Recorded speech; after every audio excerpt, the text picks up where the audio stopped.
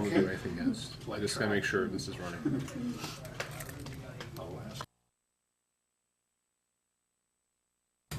Okay. Go ahead. Good morning. Today is 10/30/06, and we are interviewing Mr. McClymonds. And ladies, your names? I'm Roxanne Baraldi. I'm Leanne Chiota. I'm Kathy McCarthy. And we are interviewing for the Veterans History Project. Thank you. Ladies, take it away.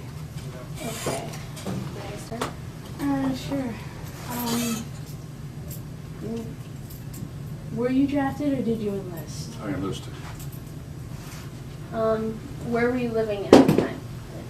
I was living in Petaluma, California. And why did you join? I joined because of when I was young, living in San Francisco and homeless. I used to follow a paper boy around, and this paper boy had to deliver papers at a Marine Corps recruiter's office. And this Marine Corps recruiter would have us knock 3 times, request permission to enter, request permission to speak to him, give him his paper, and then get out, like a regular Marine recruit would have to do. Well, after a period of time doing this, the paper boy, the main one, he didn't want to do this. He didn't like going through this rigmarole. But I guess at a time that I needed attention, this recruiter was giving me attention. And so it came at Christmas time. And he asked, as I was leaving, he said, "Get back." And I thought, oh, what did I do wrong? So I got back in front of his desk, and he reached down, and he gave me this little truck. This truck was about this big. It was a yellow and black truck. And he said, "Here, this is for you." And as I was leaving that, he reached down and he said, "You have a sister?" I said, "Yes." She was 4 years younger than I am. And he gave me a little doll for my sister, a little polka dot dress doll. And he said, "This is for your sister." And that year, that was the only presents we received, which was fine. And we didn't know any different. But so I didn't know him as a Marine, but I knew the uniform. So as time went on, and I could put the movies that I've seen along with other things and realized that he was a Marine. And so when it came time for me to join the military, even though draft was waiting for us, when I got out of high school, I went to the Marine Corps. That's what got me in, because of the kind thing that he did for me. Okay. What do you recall of your first days in the service? Oh, first days in the service. Boot camp. Boot camp. That night, as I laid in the Quonset hut, we had Quonset huts in Marine Corps Recruit Depot, San Diego. As I laid in the Quonset hut, I was on the top bunk, and I looked up at the overhead, and I thought to myself, what did you get yourself into now? That was basically the first thought that went through my mind. Which service branch did you join? The Marine Corps. Yeah. And what did it feel like? Because of the leadership that was placed upon me by my drill instructors, and then later on when I got into infantry training, because of Sergeant Madison in infantry training, and Sergeant Lamson, Sergeant Johnson, and Gunnery Sergeant Mabry in boot camp, they instilled upon me something that I looked around and said, gee, this is leadership that I want to be a part of. And that's what made me decide, well, hey, this is what I want to do. What was boot camp like? Boot camp for me, the only thing I feared was setback. I did not want to repeat another day. Did not want to repeat another day. And so as long as it was moving forward, in my mind, life has always been, as long as I'm doing what I'm supposed to be doing or going towards a goal, as long as I'm going in a positive forward motion, time will take care of it, and eventually I'll get there. So boot camp was that way. It was I didn't fear PT because I was in physical shape coming from the farm. Working long hours didn't bother me. Learning how to drill didn't bother me. Academics didn't bother me. Nothing bothered me. Even the hollering didn't bother me. But just wanted to get out of there in the right amount of time. Yeah. Do you remember your instructors? Yes, Sergeant Lamson, Sergeant Johnson, and Gunnery Sergeant Mabry, who were all acting ranks because the rank structure was changing. So was I really acting Sergeant Johnson, acting Sergeant Lamson, and acting Gunnery Sergeant Mabry? Where were you stationed? In my entire career. Like in the beginning, like when you enlisted? Okay, when I enlisted, after boot camp, I went to ITR, infantry training. Then I went to second ITR, which was the more advanced weapons of that time. Then from there, I went to Hawaii. I spent 2 years in 81 mortars in Hawaii. And then I went to my first tour of drill instructor duty. After my first tour of drill instructor duty at San Diego, I went to Quantico, Virginia to train officers. Then after that, I went back to San Diego for my second tour of drill instructor. From there, I went to Vietnam. And from Vietnam, I came back for my third tour on the drill field as a drill instructor. And then from there, I went into reserve for a short period of time, 8 months, to take care of some personal business, and then came right back on active duty to Camp Pendleton, California, in the infantry. From there, I went back for my fourth tour on the drill field as a drill instructor. And then I went from there, I went to 3 MAF headquarters and worked there at headquarters as the gunnery sergeant, first sergeant, but I was a gunnery sergeant by rank and also the training officer. I came back and went on recruiting duty for my first time. From recruiting duty, I picked up first sergeant and I went to Hawaii. I went back to Hawaii in artillery. I was in artillery for 3 years. Then from there, I went to Bakersfield, California to work with reserves, train reserves in Bakersfield, which was a all fuel unit. And there I picked up sergeant major, and I went from there. I went to Lemoore, NAS Lemoore, and this is when they were bringing the F-18 aircraft, the aircraft that you see with the Blue Angels now. Well, those aircraft they were bringing into the Marine Corps, and they were training 3 squadrons from El Toro, and I oversaw the training and I oversaw the men as they came in and took care of them there. From there I went out on recruiting duty again for my second tour, and from then I retired from the Marine Corps with 27 years of service. Did you see any combat? Yes, in Vietnam. Was there many casualties in your unit? Yes, I was with Bravo 19, 1st Battalion, 9th Marines. And you can look up between 1967 and 68. Well, you can look up longer than that, but that's what I was there on the computer. And you can see some of the history that's on there, yeah. Tell us about some of your most memorable experiences. There was a lot of, and they were, for the most part, positive. Though, you mean while I was in the Marine Corps or while I was in combat? Either. Like, just what do you remember the most? I remember that, you know, you get out of your troops what you require out of them, and they're a lot better sometimes than what you give them credit for. In other words, almost like students here. You know, if you only ask a student to do something, they'll do that. But really, they can do much more. You just have to ask of it. And those are my, also my tours of duty were great. I mean, I met some fabulous people. I had a great time. It was a good part of my life, and I'm very happy about that. So there was a lot of memories of things that happened. Were you ever a POW? No. Were you awarded any medals or something? I received a few. They're on the bio there.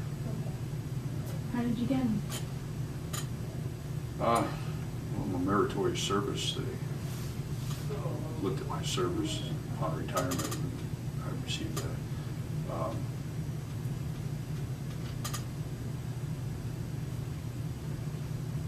One I received through combat, and I mean, other than the ones that you normally would get. You know, PUCs, the Presidential Unit Citations, are for units, and you just happen to be a part of that unit. And so,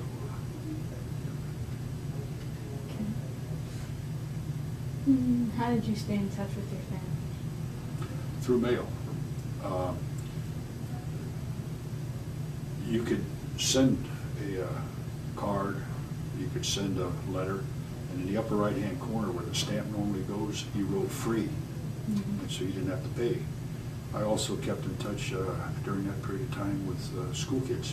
Kids would write us letters, class projects would write us letters, and I always tried to, anytime I was in the rear and out of the, well, into a rear position, I would try to write at least 5 at night, you know, thanking them for that. They also sent us Kool-Aid to mix with our water, I guess, and then they sent us socks because of immersion foot that you could get over there. But yeah, so I always tried to say thank you, and, you know, because it was nice to have some people support us.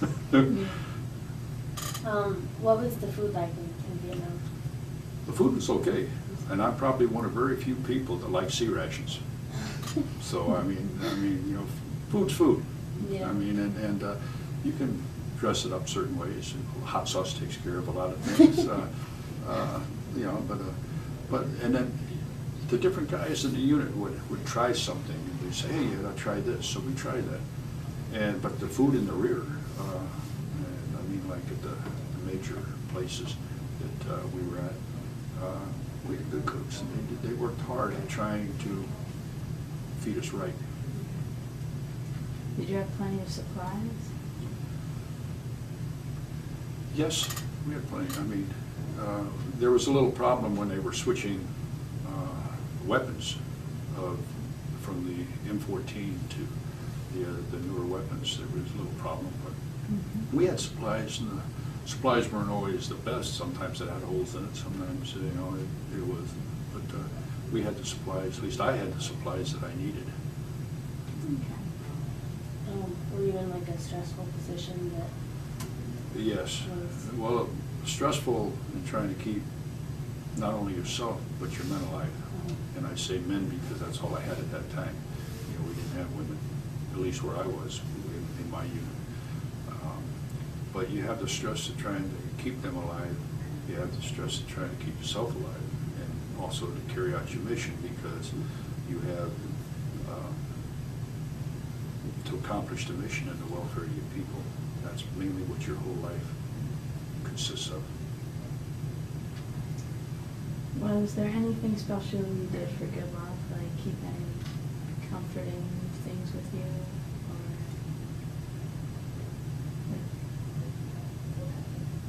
No, I always felt that good luck was just being associated with the people that I was associated with, my troops. My troops were my good luck. As you can see, I'm home, one piece. And, but learn to rely on them. Hopefully they learn to rely on me. There's a two-way street there. You know? And if they felt something or they knew something, you had to listen to them. And sometimes what they felt, because especially when you were new to the area, if they felt something or had been through that area, a wise commander would listen and say, okay, you went through this area, what did you see, what did you feel, what did you hear, what did you smell, what did you taste in some cases? What is it that we should look out for? Where should we pre-fire, or at least have firing set up just in case we get into this certain area and we need artillery called in, or we need mortars called in our patrol? What do we need to, where do you suggest that we set this up? Even though I ended up making up the plan for my platoon, you still need the input of the people who have been there longer than you and who have the experience of going through those areas. In your spare time, what did you do? Like, were there movies or was there entertainment? I think there were one USO show that came through. In our spare time, I demanded that we clean rifles, that we took care of our feet, changed socks, took care of our feet, took care of our stuff that we needed. We didn't have cell phones and stuff in those days, but took care of stuff that we needed to survive. A lot of people, clean your weapons, but a lot of people, when they went through watery situations and things like that, or that their ammo would get wet, and sometimes you had to, you pull out your ammunition and you had to wipe it off and keep it clean, so that when you did feed it into the weapon, it wasn't dirty and jam up your weapon. What did you do when you were on leave? I went on two R&Rs. One R&R I went to was in Hawaii, and I met my family at that time. And, well, it was just my wife at that time, but we went around for that, and I came back. The second one I went to China Beach. Not the China Beach that you saw on TV, but there was a China Beach over there. And I went to China Beach, but the 3 days I was supposed to be there, I came back the next day because I found that I was getting my edge, my stress edge that kept me moving and kept me alive. I was starting to lose, and so I had to get back to the unit to keep that there. And it was that I didn't get relaxed too much. Where did you travel while in the service? Pardon? While in the service, where Yeah. did you travel? I traveled all over. I mean, when I went over my duty stations, but I traveled all over the world in the Pacific area. While I was aboard these ships, I went to Australia, New Caledonia, Fiji, Singapore, Philippines, Guam, actually Hawaii, just all over. Yeah. Do you recall any particularly humorous or unusual events? Humorous. Well, a lot of them. I mean, I'm the type of person that tries to see humor in life. And as far as humorous, one of the humorous things when I was in Vietnam was one of my troops came back from R&R, and he came back late. He spent an extra day. Mm-hmm. And so the company commander asked him, "Well, you were UA." So basically, his thought process was, "What are you going to do to me? You're going to send me back to the States?" He didn't say this, but he told me later on, after he'd seen the man, that, what can you do to a person that's already in combat, got his head shaved, and he's getting shot at? I mean, not too much. Yeah. I mean, if you put him in jail, at least he's secure. So, but anyway, he just got a reprimand, not a written one, but a verbal one. Yeah. Mhm. But I thought that was kind of humorous. And there were other things that were humorous, that happened. You just had to look for it. So do you have any photographs of your tour with you? I don't have any photographs, but I have slides. Just like I said earlier, I have slides that represent all the areas that I was in and some of the people. So they're just friends and members of Troops. So you go over with friends, at least. After you lose a few friends, then right away you realize that you can get close to people, but not in certain ways. At least I couldn't. And I went over, I was 27. When I went over, I came back, I was about 80 as far as my makeup and my thought process. I had to unwind, so to speak. So you didn't build really close friendships with anyone? Since? While you were in combat? I was close with people before I left, and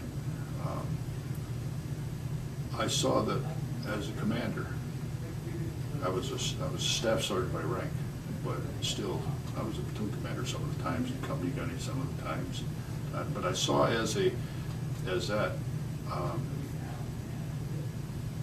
I had to be more of a father figure to my troops and try to keep them alive. That was my whole thing. If it meant I had to come down hard on them to keep them alive, like causing them to continually wear their flak jacket, body armor, and their helmet, then that's the way it went. Do you still talk to people from your unit or no? Not from my unit, no. It's not for any reason. I have talked to people from my unit, yes, but not on a regular basis. If I happen to run into somebody like in Sacramento, one of the police on the police force was in my unit. When I was seeing some kids home one time from school, one of the grandfathers had been in my unit, and I just happened to run into him. And it was just so, we spoke. But,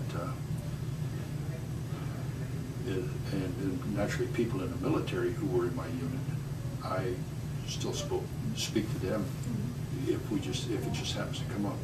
But that's as far as it goes, because I've been so involved in other things.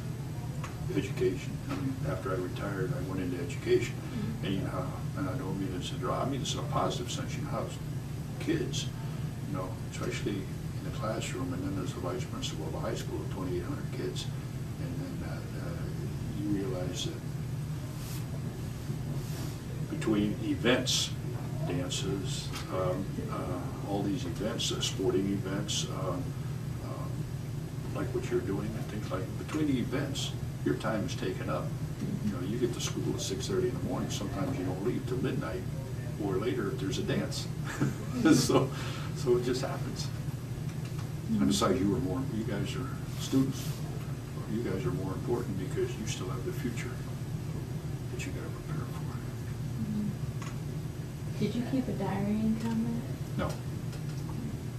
Do you remember like the day that they declared the end of the war? I remember the area of time, but I don't remember the exact day. I mean, for me, 8/8/68, August 8, 1968, was the day I came out of Vietnam. For me, that was the end of my war, but not really as far as the preparation of other people and stuff like that. I was still, and if they'd have sent me back, that'd have been fine too. But that's what, so to speak. Later on, as things went on, times changed, things changed, the war changed, the belief in the war, protests. I mean, all that changed things. So as far as I was concerned, my war ended 8/8/68. What did you do in the days and weeks after the war was over? After the war was over, I came back. I continued in the Marine Corps. After the Marine Corps,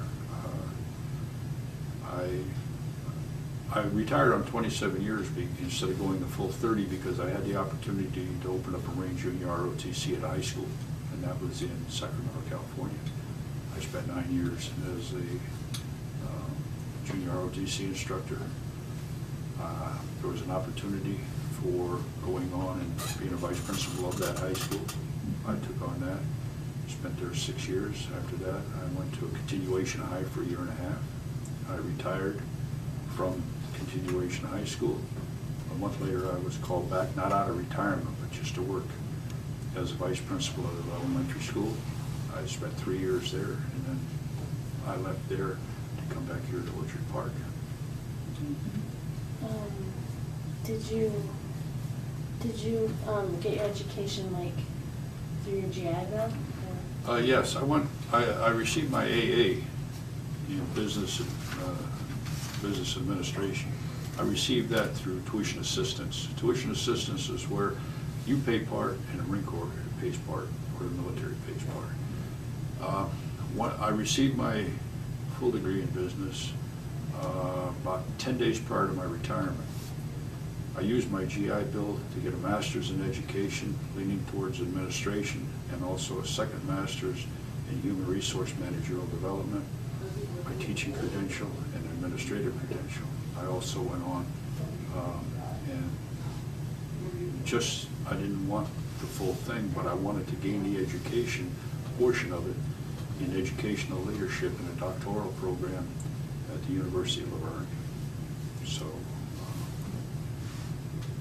it was very handy, and you know, that opportunity was for all of us. Did you make any close friendships in the service, like any people in particular you good I made some to? close friendships later on. I mean, before I went to Vietnam, I made some close friendships. Vietnam caused me not to get close, that close, as long as things were happening. Later on, I made some very close friendships, of which I still correspond with them today, from Lemoore, different places, yeah. Do you belong to any veteran organizations? I belong to the DI Association, Drill Instructor Association it is. I belong to the NCOA Association, the Non-Commissioned Officer Association, and I also belong and am Commandant of the Marine Corps League Southtown Detachment. That's it. We meet right now in East Aurora, and so that's all. That's what I do right now. How did your experience in the Army influence your overall view of the military? My overall view of the military is, kiddingly and really deep down inside, I consider it a 27-year camping trip, and I got paid for it. It was. Other people may look at the negative side. No matter what I do, I always look positive at things. And sure, there were days that I would not want to repeat. There were times I would not want to repeat. But as an overall bit, it was great. It was great. I loved it. My son said when he went in, and did his time and got out, he said, "You made it look so easy." I said, "That's right. I made it look easy because I loved it. Now you have to find something that you love and make it look easy." Do you go to reunions? I have not been to any reunions, only not because of any reason other than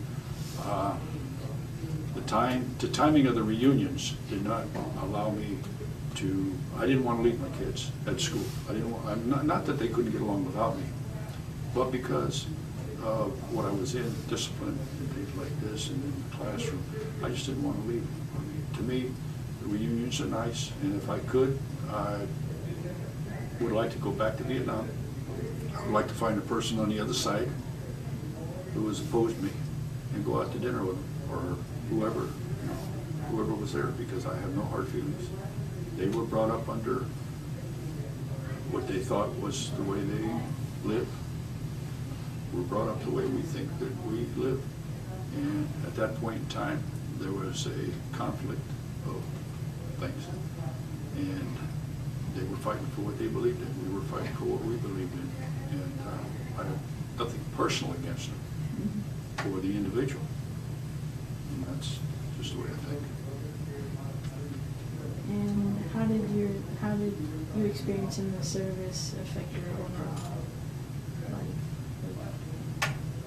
Gave me opportunities. In other words, it gave me an opportunity for leadership. It gave me an opportunity for an education. It gave me an opportunity for travel. It gave me an opportunity for, under the VA, of buying a house. I mean, you can do it other ways, but you can do it VA. It gave me a lot of opportunities. It just, life is full of opportunities. You just have to take advantage of them, those you want to try. And so really, it gave me an opportunity to go through a certain point in the period of time that allowed me to be here. Why don't we wrap it up, ladies?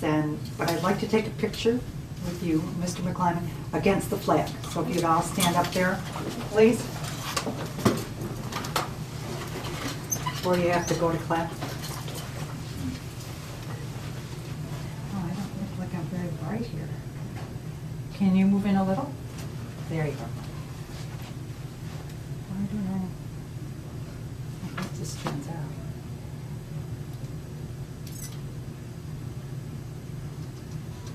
Let's take another one just in case.